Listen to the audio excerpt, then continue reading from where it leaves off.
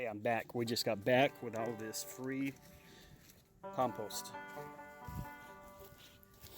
He said it's been sitting there probably about close to 2 months, so it looks really nice. You know, not much solid material or anything, but what we're going to do today is I went ahead last week and laid my straw out, you know, to just wet it down and everything. And especially wanted to put it over here on the garden where we live in the desert and it gets a little hot up here. So I want to keep straw on this, so whenever I wet it and water it, it's going to maintain moisture, and this will finally break down into compost as well. But what we're doing today is we're going to till all of this straw into the ground, and because when I did my soil test, it was pretty much no nutrients. It was pretty neutral and everything, so that's what we're going to do. So once we get all this tilled up, is where we're going to go ahead and spread this compost on, and we're going to till it up once again, and that's going to give us our nutrients. This compost, he said it's pretty much ready to go, so once it gets warm enough and we're ready to plant, you know, it's going to be good soil. So I want to show you this. This is my cultivator. I picked this up at Tractor Supply. No, it was at Lowe's if I'm not mistaken. But it's a 4-cycle. What 4-cycle means is you don't have to mix it with oil or anything. You just put gas in it just like a lawnmower. So it makes it, you know, really, really handy. But this thing is a beast. If you have a small plot of land or any kind of garden, this is a must-have to turn some dirt over. I'm going to hand this over to Aaron, and I'll go ahead and start it up, and I'll show you pretty much, you know, what it can do.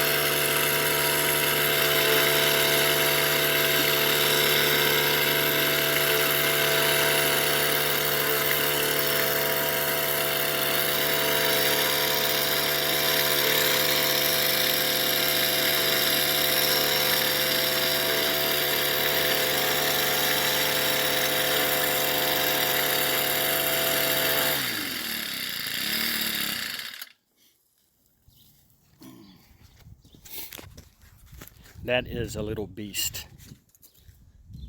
That saves my back a lot. Here's something else I want to show you as well. As you can tell, we have the regular netting here that's going to go around, but we're going to try something different just to play around with some electricity. It's at Tractor Supply for about $1.50, somewhere around there. You can get these poles that set up.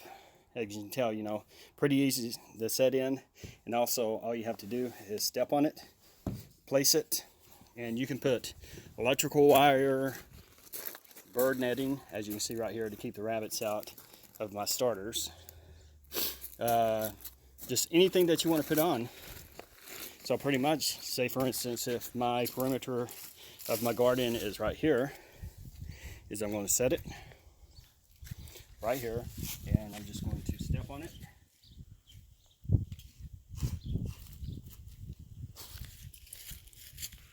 So I don't have to have a hammer, nothing.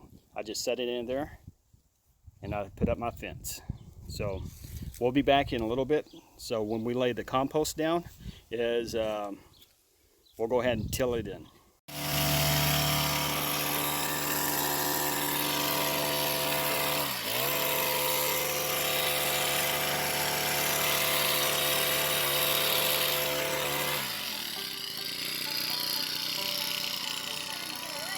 Yeah, you have to hang on to it. And to build your forearms up.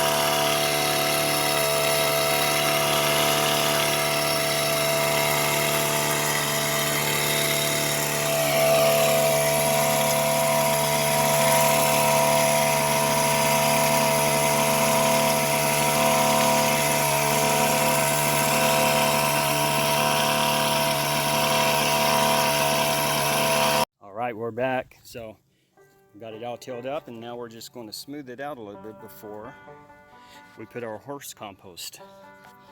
You never want to put fresh horse manure on the garden because it's hot. What it means is by hot, or it's fresh, it hasn't had time to break down and it'll burn your plants up. So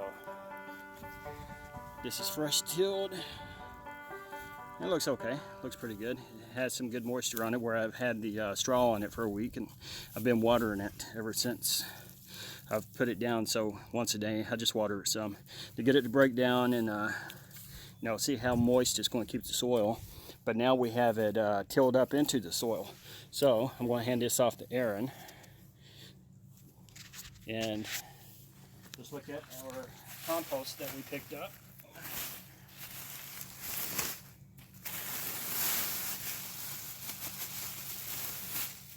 Look at that.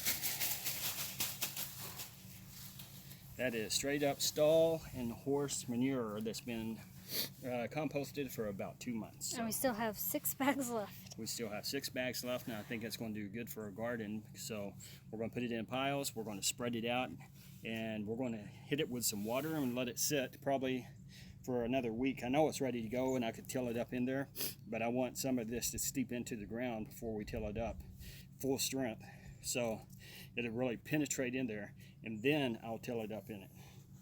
So we'll see what happens. Okay, I think that's all for today that we're going to do. We're going to go down to the VFW later and eat some steak for a fundraising event. That's going to be good. But we have our compost, horse compost, spread out, and we kind of have an idea of where we're going to put our electric fence up, because we have a severe white-tail or cotton-tail bunny problem up here.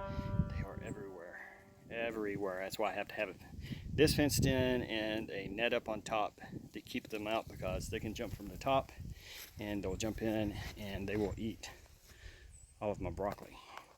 That's finally starting to look very good, so I don't want them in it. And also another thing I want to show you, that instead of throwing out all your scraps, I got onto YouTube and it showed me how to make a compost bin for all of our scraps, because we have a large family.